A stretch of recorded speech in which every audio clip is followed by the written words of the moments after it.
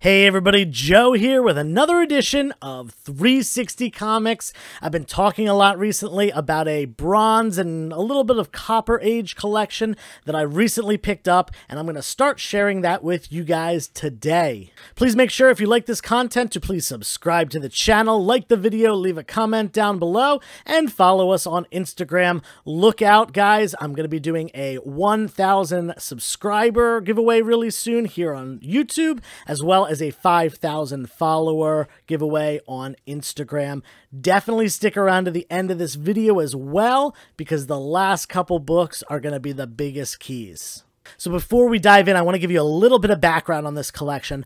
I bought these books from the original owner who was buying them off the newsstand back from the mid to late 70s up until kind of the mid 80s. And like I said, off the newsstand, they all are newsstand edition books. Unfortunately, there's not a lot of stuff post-1986 in here. That is really the stuff that the newsstand copies become more and more rare. But there are people that even like Bronze Age stuff with newsstand barcodes on them. So, you know, I'm happy to have it. It's kind of cool that they are all newsstand. Really cool, you know, just see that book after book after book newsstand. You really don't see that very often when buying collections. But anyway, like I said, it looks like he kind of started in that mid to late 70s range, and there's almost a hard stop at 1984. There's a few books that were printed between 1984 and 1987, and there's not a single book after 1987. Given his age, I assume that's probably around the time he got married, bought a house, started thinking about kids, and stopped buying comic books. And very fortunately, he put these away up in his attic and kept them pretty well preserved. Now, there wasn't a single bag and board. I shouldn't say that. There was one book that was bagged and boarded. Not even an expensive key by any means. Just, I guess, a book that was special to the owner. But nothing else was bagged and boarded. So it was quite the endeavor bagging and boarding up, you know, a couple hundred books here. But fortunately, they were in this chest, and they were upright, and they were packed pretty tightly. So they weren't like slouching and bending. There didn't look like there was any space for like rodents or insects to get in. So the books, despite not being bagged and boarded, are in okay condition. I don't think I'm going to get a lot of 9/8 or maybe any at all out of this collection just because of the lack of bag and boards. But, you know, they're reasonable. They're not, you know, nothing is, well, I shouldn't say nothing, but most of it is not in terrible shape.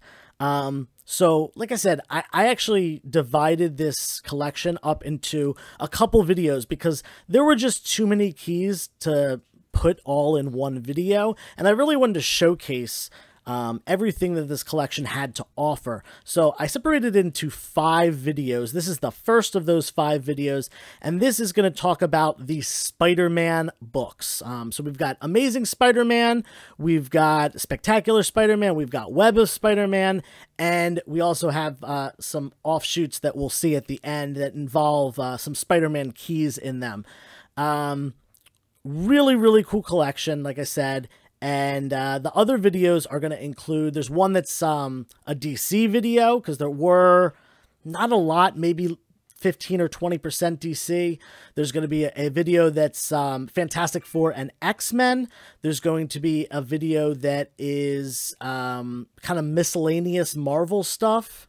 That, you know, it's kind of chock full of keys all over the realm. And then the last video is going to be Avengers, Captain America, Hulk, and Iron Man, and Thor, all put together, and there is a big one in there. All of the videos are going to feature some bigger keys, but that last one is going to have the biggest key of them all that I'm super excited about. And yeah, let's get into it. Let's get into the Spider-Man stuff right now and see where we go from there. We'll start off right here with Web of Spider-Man, and this was the only Web of Spider-Man book in this entire collection. It is #1 from 1984. For those of you who don't know, Web of Spider-Man was the 3rd Spider-Man solo title after Amazing Spider-Man, and then Spectacular Spider-Man. And personally, I actually really like this run, and I'm trying to collect the whole thing. This book has been a really low value key for a long time, but recently it has been hiking up in price a little bit, probably as other Spider-Man books, grow to prices that are outside of most collectors' range. They kind of go for, what other keys that they can get. This is a great number 1 to pick up, especially if you're like me and you're really into the symbiote suit Spider-Man. Moving on from that, we're going to go back to the second Spider-Man solo run, and that is Spectacular Spider-Man. Here we have Spectacular Spider-Man number 22, and this is the first meeting of Spider-Man and Moon Knight, who's on the cover, who's getting his own television show starring Oscar Isaac, probably coming out sometime in 2022, I think, maybe early 2023. Either way, I'm stoked about that. This was the only lower number Spectacular Spider-Man that was in there. Most of the ones were in the high double digits, so I was really stoked that this was in there because I really like Moon Knight, and this is a really great affordable Moon Knight key to pick up. And fingers crossed, I'm hoping we see some sort of crossover between Peter Parker and Mark Spector in the Moon Knight series. Probably not, but maybe in a movie. Who knows? Either way, great little key to have. And that takes us on to number 72 in the run. This is the first appearance of the second Dr. Octopus. At least I believe it's the second one. Correct me if I'm wrong. I think people like this more for the cover than the actual key significance of this book. Definitely is a really awesome cover. And actually, the first time I saw it, I thought it was possibly Bill Sienkiewicz. I'm not sure how to pronounce his name still. Someone's got to tell me how to pronounce it in the comments below. But, minor key, really awesome cover. And then we're going up to number 87 in this run. This is the issue where Peter finally reveals his secret identity to the Black Cat. And you can see it. The great thing about this is that it's depicted on the cover. Spider-Man unmasking himself in front of Black Cat and her kind of being taken back, maybe kind of not wanting to know a little bit. Really cool cover, and an important part of the Spider-Man saga. Going along with that is this really great Black Cat cover. This is number 90 in that run, and the key significance of this book is that it's the second appearance of Spider-Man in the black suit. It's tied for the second appearance. A lot of people will debate on this, whether it's tied with the Marvel Team Up book, or if this was the second appearance and the Marvel Team-Up book is tied for the first appearance. Either way, it's a very early appearance. I think we can all agree on that, of Spider-Man in the black suit. It's the first time he appears in the black suit in this run, in the Spectacular Spider-Man run, and people pick it up for that reason as well. And little hint, guys, this book is definitely indicative of things to come, a little bit of foreshadowing for this video, but I won't say more than that, but you can probably guess. Next up, we've got number 91, the very next book. This is the first appearance of The Answer. No, not Allen Iverson, The Answer from Spider-Man. And it's got this great Blob cover. Gotta love it. I'm a big X-Men fan, and Blob definitely has a special place in my heart. Really cool cover. And again, Black Cat right there as well. That's it for the Spectacular Spider-Man books. But there were a ton of ASM keys, which those are the ones you really want. So let's get into some of them now. Just going to put these down here. The first one is one of the annuals. Unfortunately, not annual 1. That's the big one. With the first appearance of Sinister Six, but this one is pretty nice, especially given the current trajectory of the MCU. This is the Amazing Spider-Man Annual number 16, and this is the first appearance of Monica Rambeau, who we saw become really a major character in WandaVision. Are we going to see her come back? We know that in the comics she becomes Captain Marvel. I think that that's definitely something that we might see in the MCU. It seems like they really try to promote her character in that show. And, we've had Brie Larson for a while as Captain Marvel. Is she going away?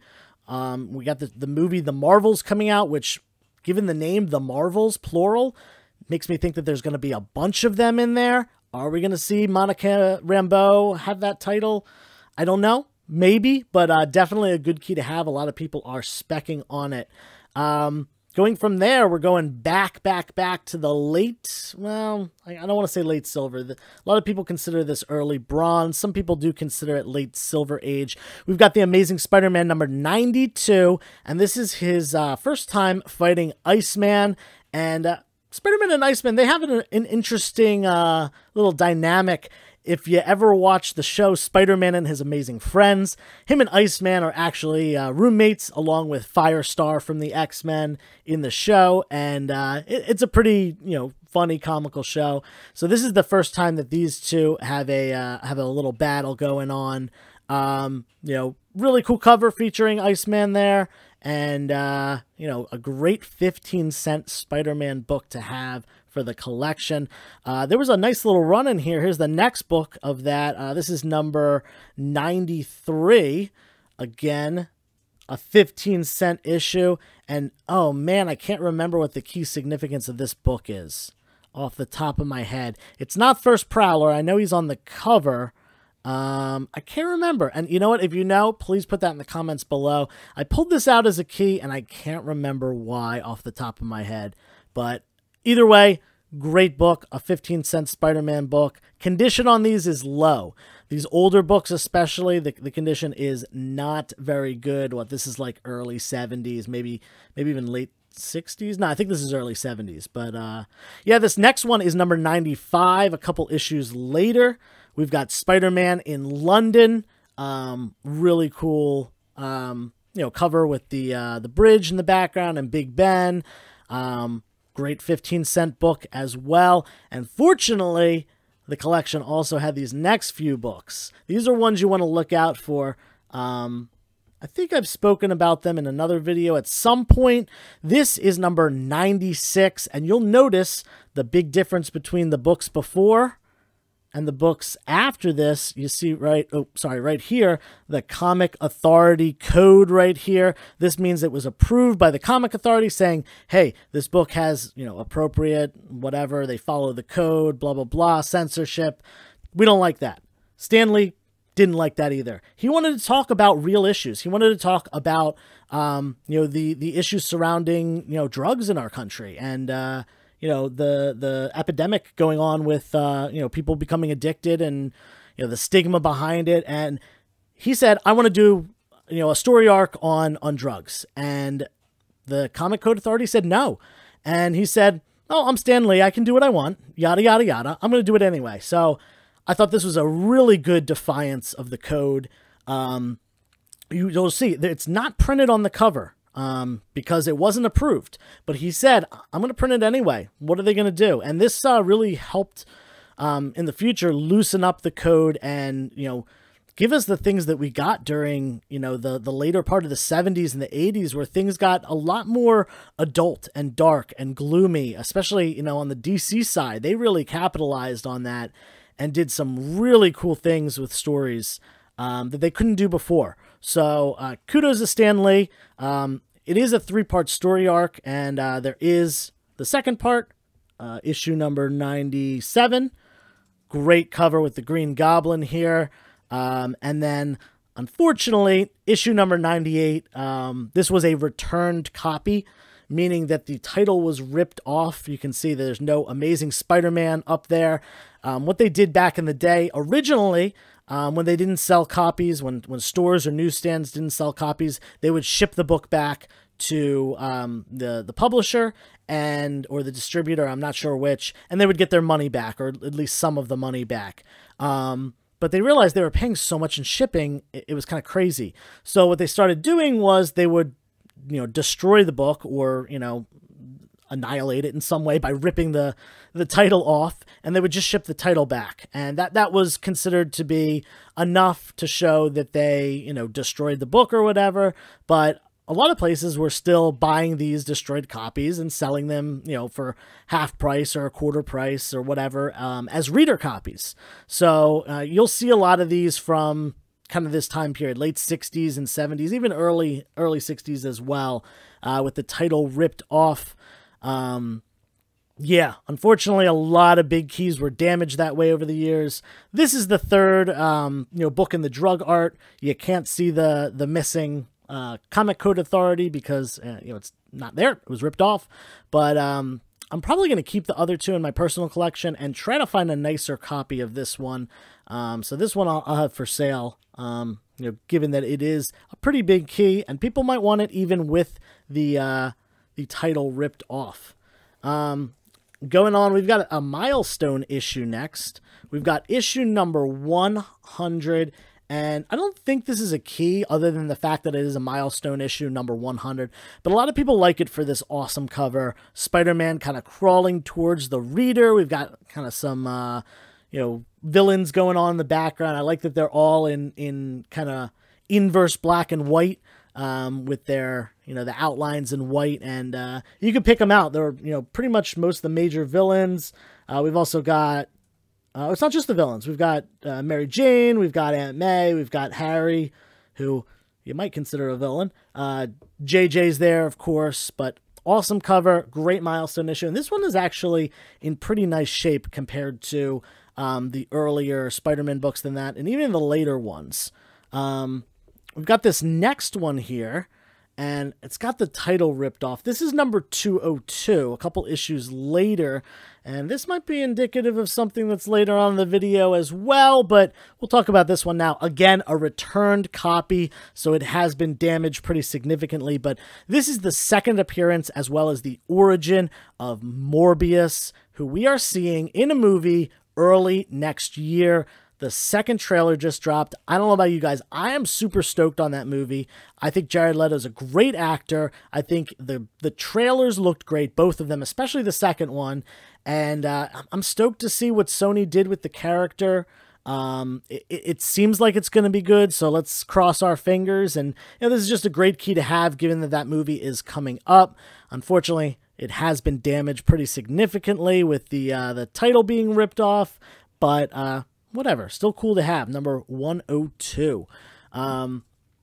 Next up is number 114. This is the second appearance of Hammerhead, kind of a medium level character. Wasn't super popular. He's not like a Morbius or a Green Goblin or anything like that, but I wouldn't call him like a super minor villain.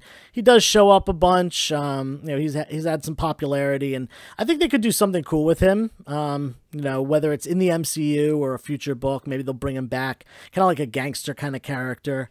But yeah, so second appearance, not too big. I wish it was the first appearance, but that book unfortunately was not in there.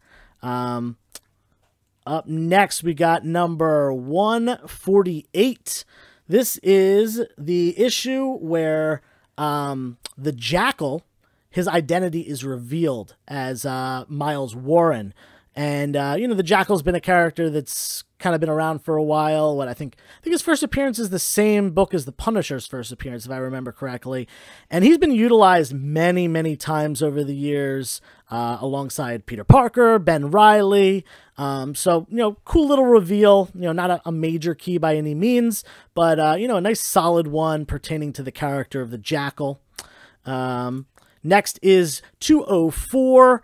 And we did some second appearances. This is actually the third appearance of Black Cat here. The first appearance, that's a pretty pricey book at this time. And the second appearance has risen up a bunch. So this nice third appearance, it's a $5 to $10 book.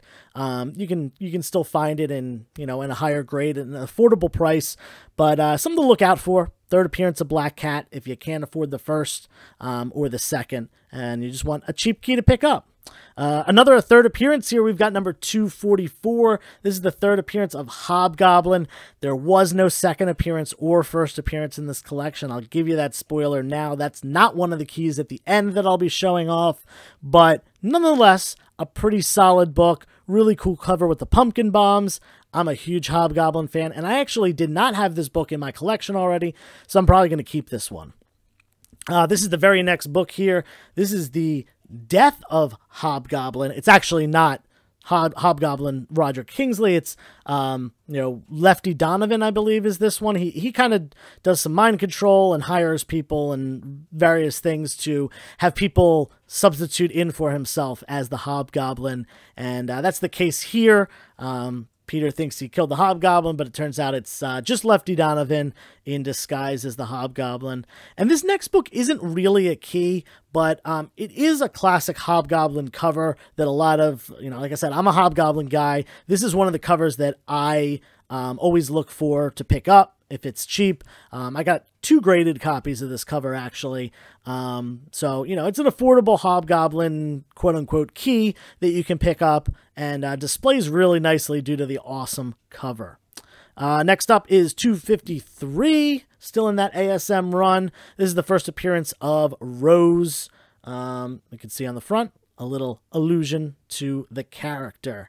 Put these down right here, and we'll keep moving.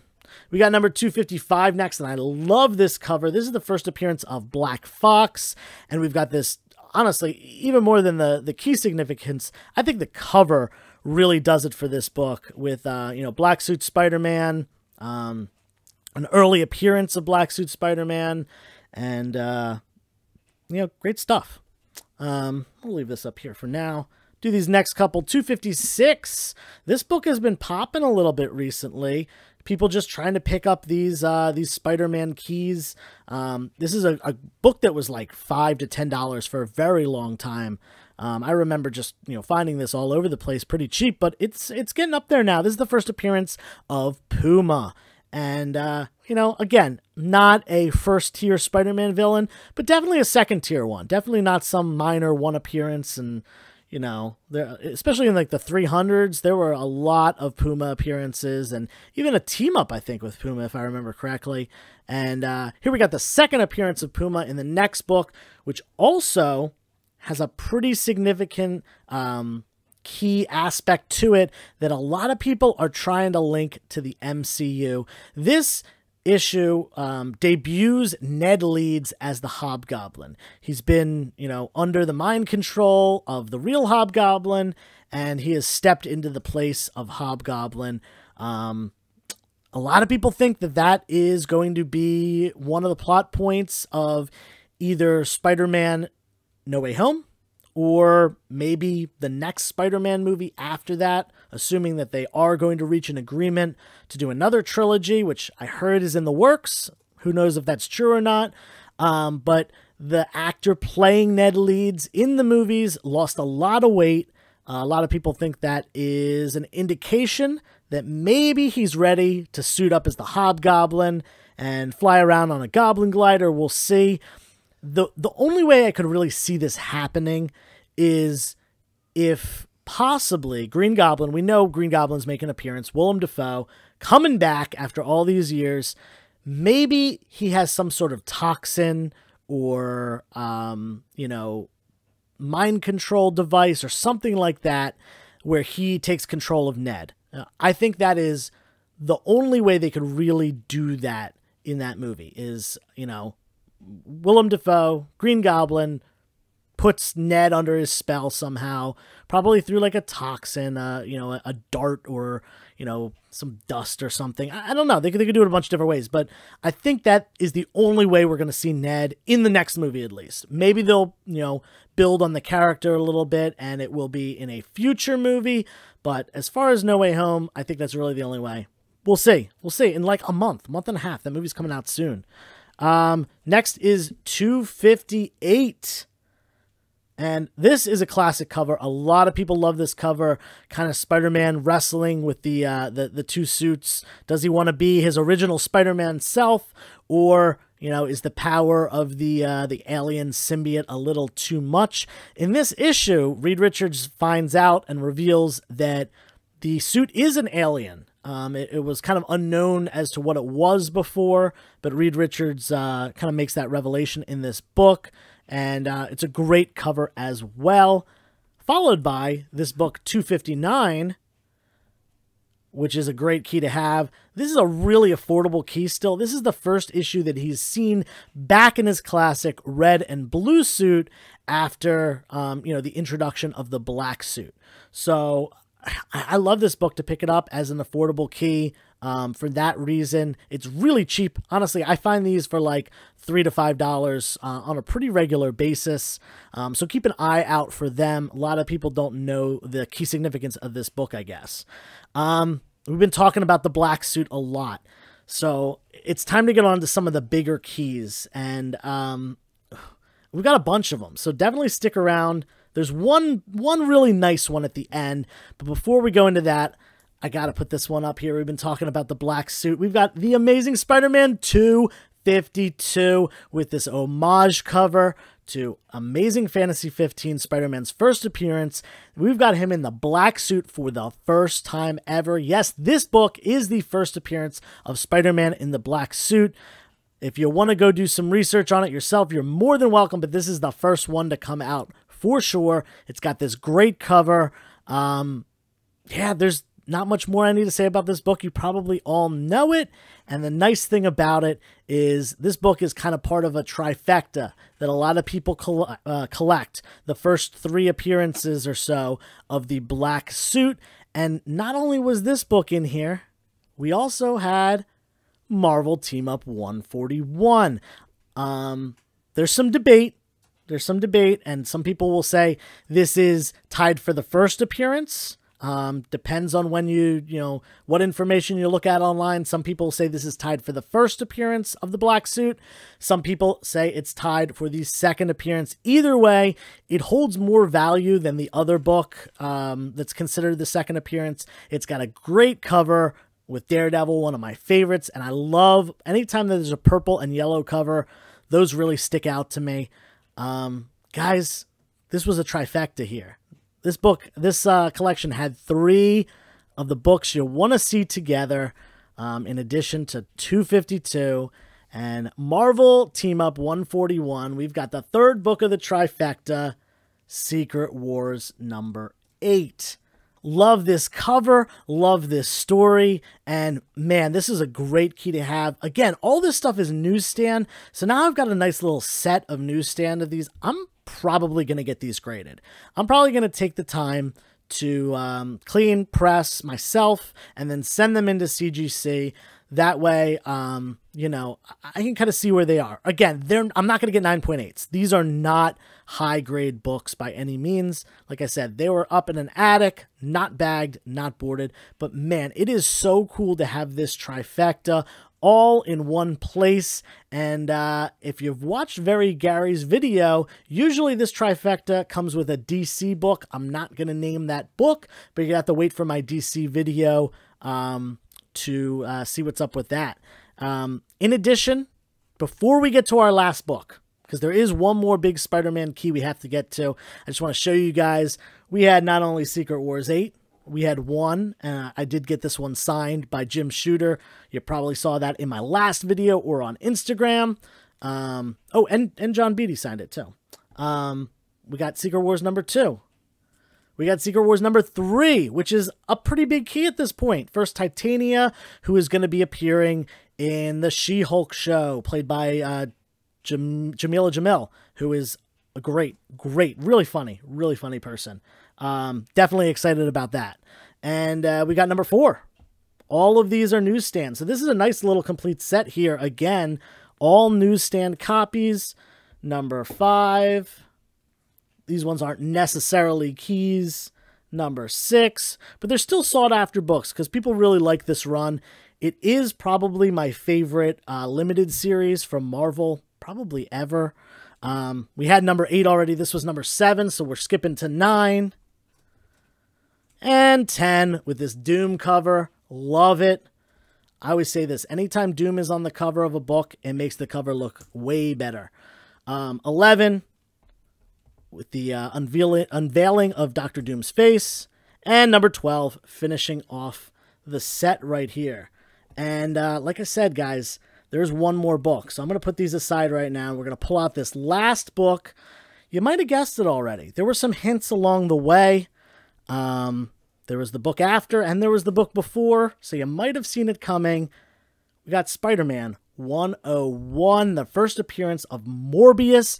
This book was not in the, well, I shouldn't say it wasn't in the collection, because it obviously was. It was, I did not see it the first time I went through. Actually, a lot of these books, I didn't see the 252 either. I didn't see the annual 16. I kind of paged through it really quickly while I was there, just because it was so much, and it was all unbagged and unboarded, and we were up in the attic, and, you know, I didn't want to go through everything with a fine-tooth comb.